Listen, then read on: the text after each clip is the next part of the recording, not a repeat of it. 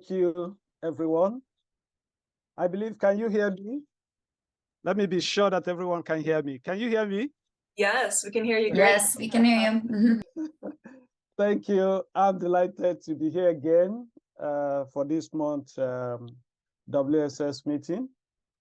And just a few minutes ago, I came in from a long journey. I'm really excited that I was able to make it. I never knew I'd be able to make it. So I want to thank all of you that have joined for this discussion. And the topic I'll be discussing is issues that borders on gender in the extractive sector. I don't know how many of us has ever visited a mining site. Can you recap by raising up your hand? Have you ever been to a mining site? Never.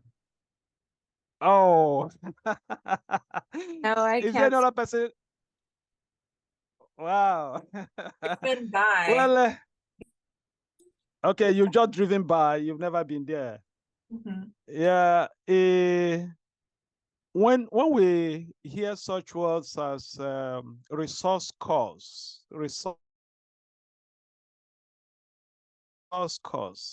it may not make meaning to you until you take out the time to visit a mining site. Perhaps in Sub-Saharan Africa.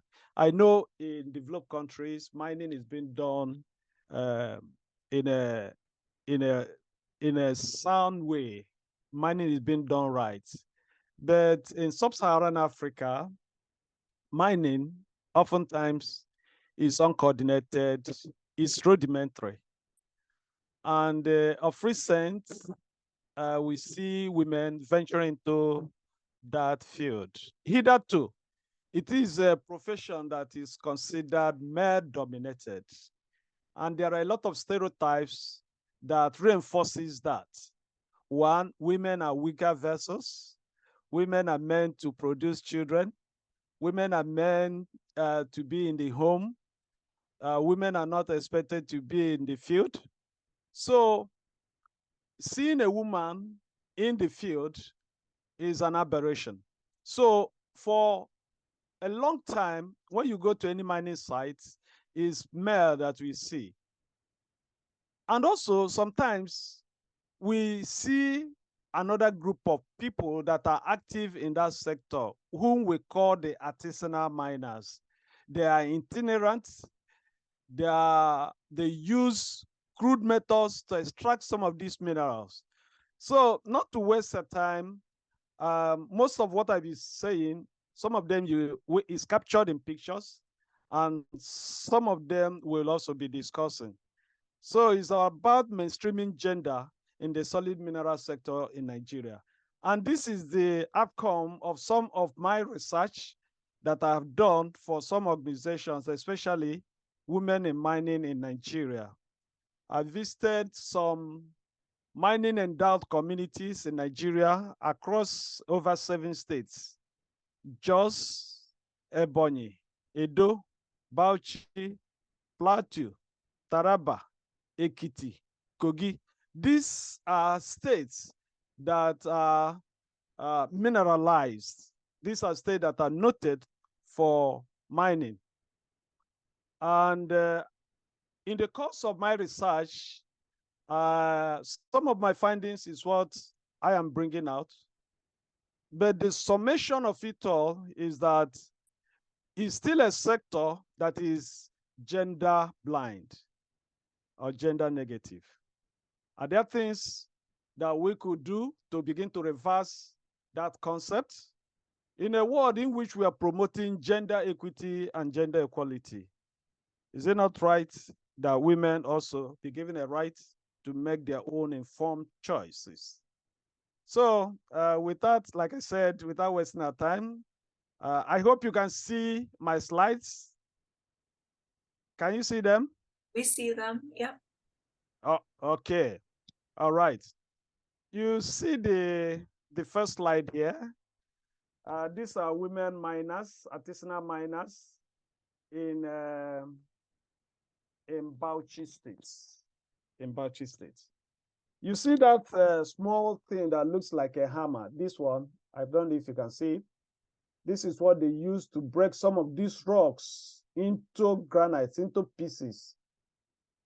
They break it into pieces, and then you see people coming to buy it in less than, it can take an average of 5 days to break up to a ton of these granites. And after which they are sold for less than $3 in Nigeria's equivalent today, about 5,000 naira for a ton of granite. And this is what they work for over 5 to 7 days. So you see, this is the tool they use. And you see them coming to site with their babies. And you see them there, you know. So I visited most of these and have interaction with these women artisanal miners. Why are they doing it? Just to eke out living. Most of them are widows. Most of them are illiterate. Most of them has no other means of sustenance. So instead of remaining hungry, they either go and start breaking these stones into small chippings. So my presentation will take this format. What is gender mainstreaming? Why gender mainstreaming? Overview of the solid mineral sector in Nigeria, the reality of solid mineral resources in Nigeria, gender and power imbalance in the solid mineral sector. I will also discuss on impact of solid mineral exploitation, women, climate change and resilience, and then call for support and conclusion. So you can see these women. These women are into gold mining. You see that woman with her child. You can see her trying to sieve. They sieve these minerals, you know, they sieve it. You see the process to extract the little tiny bits of minerals that is seen. So you see them with their children walking unprotected. Some can go down into pits in order to, harvest some of these mineral resources. And when they are harvested, they are now sold to middlemen, and they go home with peanuts. You also see this woman. This is a woman, but you may not know. You see her covered with dust. This is granite dust. You see this woman, they come down with liver cancer, skin cancer, pneumonia, injuries, and other associated illnesses that is associated with the profession you do. You see, after we went to this side, this is a quarrying site. Why the men oppress the machine, it is the women that go to, collect it from the engine and then send it, pack it where it is good for buyers to come and buy. And so you can see this woman tying her baby on her back, and you begin to wonder, what if one of these granites fall? Is it not going to hit the baby? So these are some of the things that is seen in the field. So by way of introduction, men and women have different needs, priorities, concerns, constraints, opportunities, and preferences in life. Gender assessment tends to highlight the imbalances on access to resources, power dynamics, policies, norms, and social perception.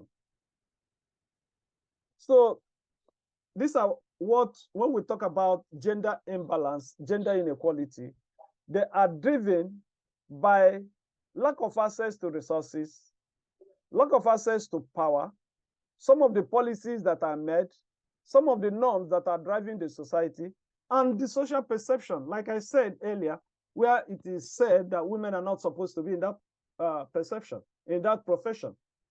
So the solid mineral sector in Nigeria is gender blind and is perceived to be male dominated. It is one industry that has promoted exclusion, exploitation, and human rights. If you visit any of the mining sites, there are also areas where they provide cheap labor and they are sexually exploited. These are what you see in some of the mining sites in Nigeria. And we have been advocating for a change. Of course, I will still relay some of the experiences and efforts we've made in that sector. Of course, gender mainstreaming, for some of us who may not know, but I know that most of us are aware, these are discourse that are even in international conversations. Gender mainstreaming, that it is a strategy that requires that assessment of any planned action identifies the different implications for men and women. It is the integration of a gender perspective into the preparation, design, implementation, monitoring, and evaluation of policies. Of course, African communities, African societies are patriarchal. You know, is a society that is male dominated. And this is what fuels these imbalances. And of course, it also influences policies, some of the policies. Like I was able to evaluate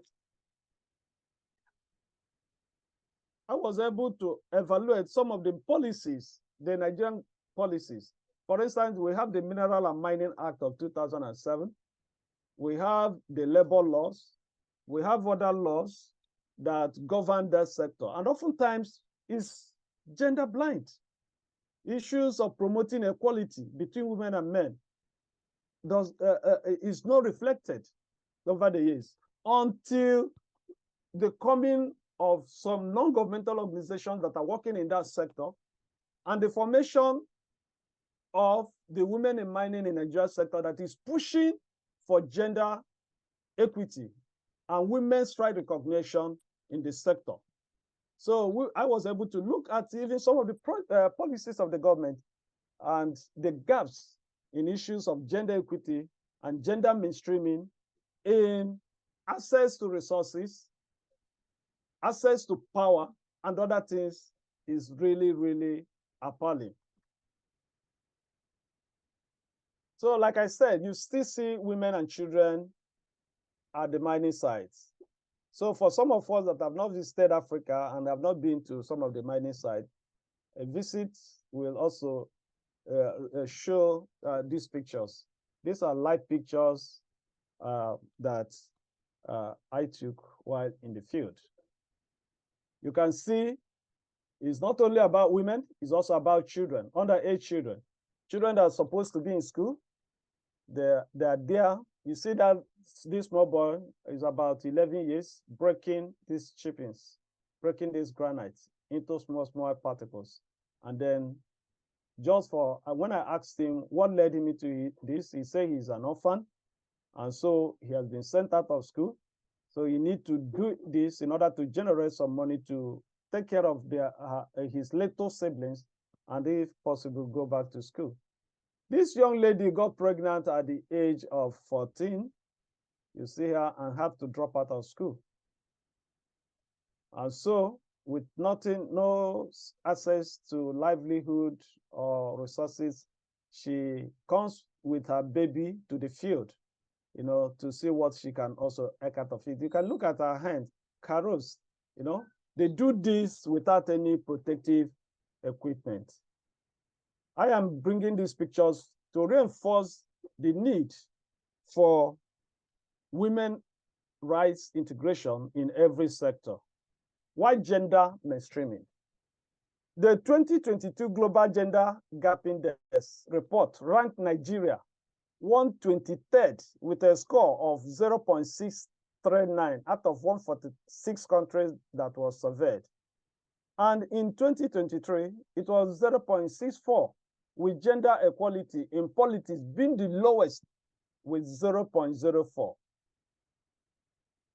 So why gender mainstreaming? Gender equality is a right, is everybody's right.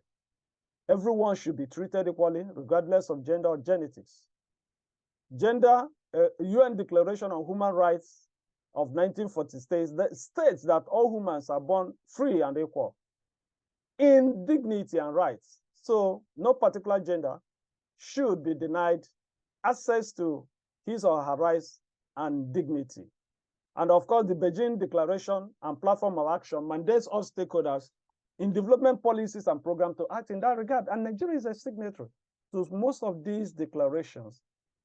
But in practice, efforts are not being strategically taken to address this. Gender mainstreaming is also a strategy for making women as well as men's concern an integral aspect of design, implementation, monitoring, and evaluation of policies and progress in political, economic, and social spheres. It ensures that risks and benefits are managed equitably. In most of these mining sites, you see these are large landscapes that have been degraded. It starts with family lands. It could be family lands. Individuals' lands are taken, you know, and when it's taken, you know that in Africa, a larger percentage of farmers, smallholder farmers, are women. So imagine when their lands are taken by mining. So they are the ones that even suffer hunger and poverty the more.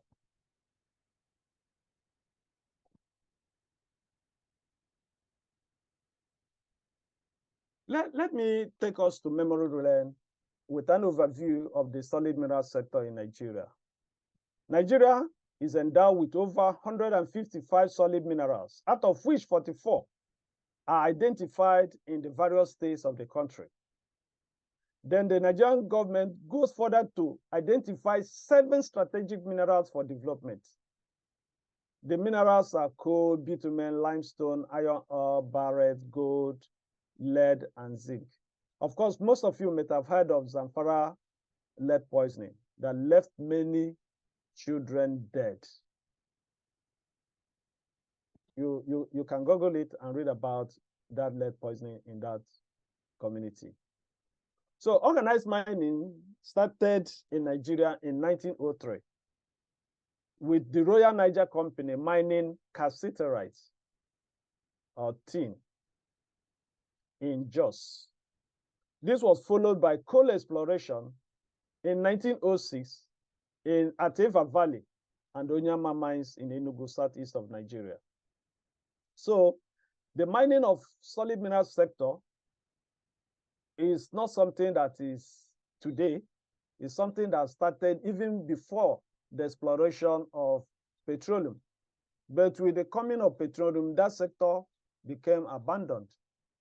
Nigeria now depends solely on petroleum products. But now there's effort to revitalize the solid mineral sector. And because of Nigeria's government desire to have other streams of income, attention today is being focused on revitalizing the solid mineral sector. Of course, coal is also being mined, even when we are advocating that coal should no longer be mined because it's not a clean energy.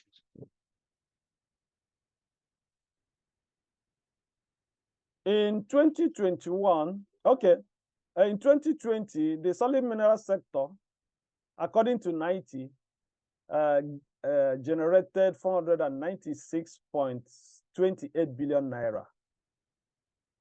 It's still very insignificant.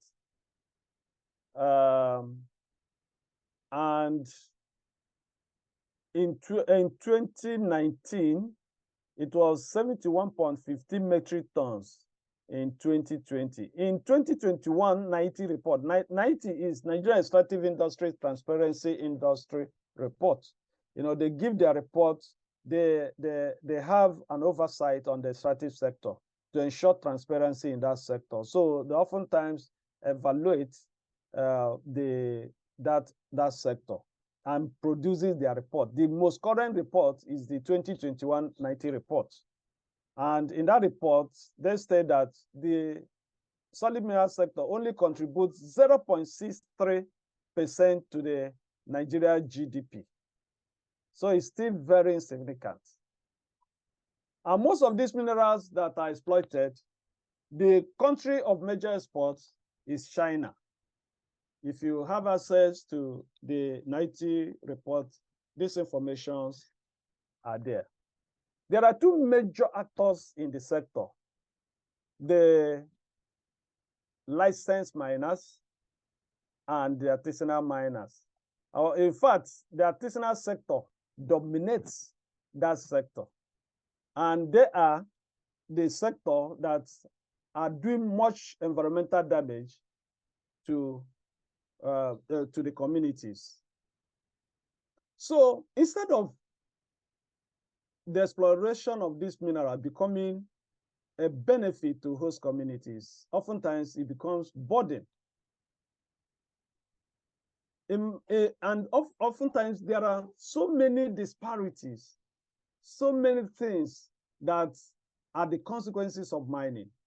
Wherever you head today, there are conflicts, there are banditry, there are insurgents or something. If you look closely, it is associated with mining. So, and these things are prevalent in these states that are rich with some of these minerals that are in hot demand: Zamfara, Niger, Taraba, Plateau, all these places that are flashpoints of violence. Research has shown that all these things are as a result of mining. But then you see that when you visit these communities where this mining is being extracted, it is a picture of abject poverty. They lack the least social infrastructure. I posted a link of a documentary we did in one of the communities. I hope you will make out time to also watch that documentary and hear from one of the mining host communities crying, calling for help, despite the fact that that company that is mining is rated as one of the companies with the largest export of minerals in Nigeria, but the communities are not benefiting. So it becomes a burden instead of being a benefit. And there's also social disbalance. The people, the host communities are not at the, are discriminated. You know, they are not at the balance of the things that is coming out from their land. At best, you see a connivance between the miners and the government at the expense of the host communities. And any host community that tries to raise voice in protest, they use the security to suppress and intimidate them. So oftentimes, there are multidimensional conflicts and, of course, unholy alliance between the mining companies and the government at the expense of the mining host communities. What are some of the gender and power imbalance we observe in the solid mineral sector? Like I said, imbalance in job opportunities. If you look at the number of licenses that are given by the cadastral office in Nigeria, over 90% of it is issued to men. Less than 10%, if at all, up to 5% are issued to women. And for the reasons for this is that some of the requirements are such that are beyond what some women cooperatives, some women businessmen, women can do. So there's that imbalance in license issued for women to go into that sector. Even in job opportunities, few women are encouraged to either study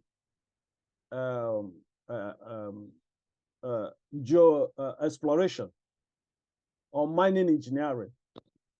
And for that reason, the job opportunities are not there. And also, women participation at that sector show that the women only occupy 3.47% of jobs in the sector, while men occupy over 96%. And this 3.7 is just women at the low rung of the employment sector. And like I stated also earlier, The imbalance is also entrenched in some of the policies in the Labor Act that determines where a woman should work and how many hours she should work. And the Mineral Act of 2007 asks that you must have a proof of sufficient working capital. And this is what is discouraging a lot of women to go into that sector. And of course, also what we call the Community Development Agreement or compensation for mining host communities have no specific space for women. So oftentimes the CDA that is a requirement for issuance of license are done at the expense or without the input of women. Like I said, less than 3% of women in mining has licenses to operate due to perceived bureaucracies and cumbersome processes. Women lack access to land and financial facilities. They provide ancillary services. They are affected economically and socially. Their livelihood, they lose their livelihood. They suffer insecurity. They suffer from gender-based violence, sexual exploitation, environmental damage, and with no capacity for climate change adaptation. And even in some of the cooperatives or in some of the organizations that miners come into, like the Miners Association of Nigeria,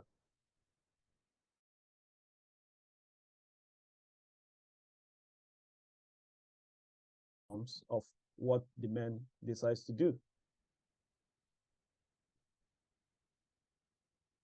I hope you can still follow me. So the pictures continue to reinforce what you see at the field. Women, children, always are there. When they've done, when they've sieved, they have sorted, they have separated, then you see the men come to buy and they sell. So that is the picture you see. The face of solid mineral exploitation in Nigeria is that, like I said earlier, land grabbing, loss of livelihood, water, air, and land pollution, conflicts, and rise in terrorism, driven by competition over access to or fuel by natural resources. Like I stated, cases are there: Niger Delta, Niger, Zamfara, Taraba, Jos, Benue, Kogi, etc. And of course, wide-scale corruption. And in some of these mining communities, like in America, the men have started to complain of infertility because it's a lead mining site. Viewer discretion is requested in this picture. This is an accident that happened in Kogi State. A group of women went to sites. What they do, like I said, they help to load the machine. So after doing that, they weren't paid.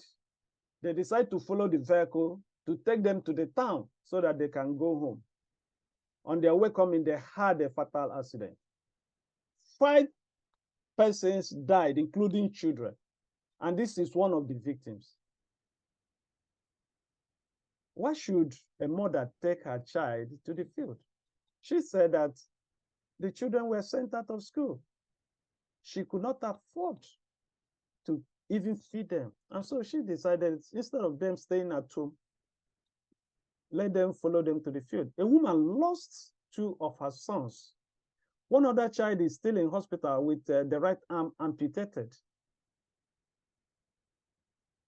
In Abakaliki, Ebonyi State, a woman had her body smashed when there was a pit collapse. So the question is, if the government is sensitive and if the sector is well regulated, all these things, waste, loss of life, and tragedies would have been avoided. In all, it must be emphasized that women, no matter what, are more vulnerable to climate change impacts. They oftentimes at loss of their farmlands and livelihood, and oftentimes they depend on biofuels, like cutting down, harvesting sticks, wood, firewood. And then if you visit a typical African village, where the women cook as indoor, and it generates a lot of smoke. So a lot of women are also exposed to air pollution and other greenhouse gas emission that impacts on their health and well-being. We have cases of hunger, poverty, insecurity, and other things. So you can see this is the link to the documentary we made. I hope the link can be shared so that at your time you have a time to watch that documentary. And there are so many other things that need to be done. And for this reason, for most of us that are here, is a call for support. There is need for us to address emerging social challenges. Like in American community that I've said, the landscape is devastated. The people have no access to clean water, no access to health and sustainable living. They are abused, they are insecure. They are at the front line of climate change impact without adequate resilient mechanism. I wish to use, we in Neighborhood Environment Watch, because as a nonprofit organization, we are environment focused. And also we have that capacity in the natural resources governance. And we have the capacity, and we've done it in the past, where we enter into a community, work with the community to raise and plant economic trees that today are living testimony towards what a little support can do to transform a community whose land has been degraded and whose sources of income are no longer there. You can see one of the activities we did. We did this in one of the communities in Ebonyi State. We raised this 30,000 economic trees. We distributed to the community members free of charge. They planted some in their personal farmlands, in their personal lands, and the rest we took to community land. You know, the land system, the land tenure system in most African countries is that homes have family lands, and then you have collective community land. And most often time, the community lands are also parceled out, you know, to other members. You see that most of the community lands where the forests are situated, you see them going to cut down forests, and most forests are gone. So what we did in this project was also to halt further deforestation of these three forests that we identified. And then we try to extend the forest cover. We believe that you can support what we do. We want to replicate this feat in community in Ebonyi State. It will address issues of climate change. It will address issues of poverty in this community. It will also empower the women. And we also oftentimes train the farmers on smart agricultural practices like agroforestry and other things. We seek for your support. We seek for your collaboration. In conclusion, the level of participation of women compared to men involvement in solid mineral investment is still very low. Women are underrepresented at all levels without mining, within mining companies. Yet opportunities remain for the industry to boost female recruitment, retention, and advancement. For gender to be effectively mainstream in the mineral sector, we need to also have advocacy to policymakers, to leaders, to community heads. And through our advocacy, in some communities in Ebonyi State, they've recognized the importance of women and now engaging them, and they are now being part of their traditional institution. And that is very nice. It needs to be supported because advancing women's rights, especially in the solid mineral sector, is an intersectional and transformative issue. There is need for also sex disaggregated data to identify what is being done by who and the economic contribution of the sector among the various women groups in various mining host communities. Thank you for listening. Thank you very much.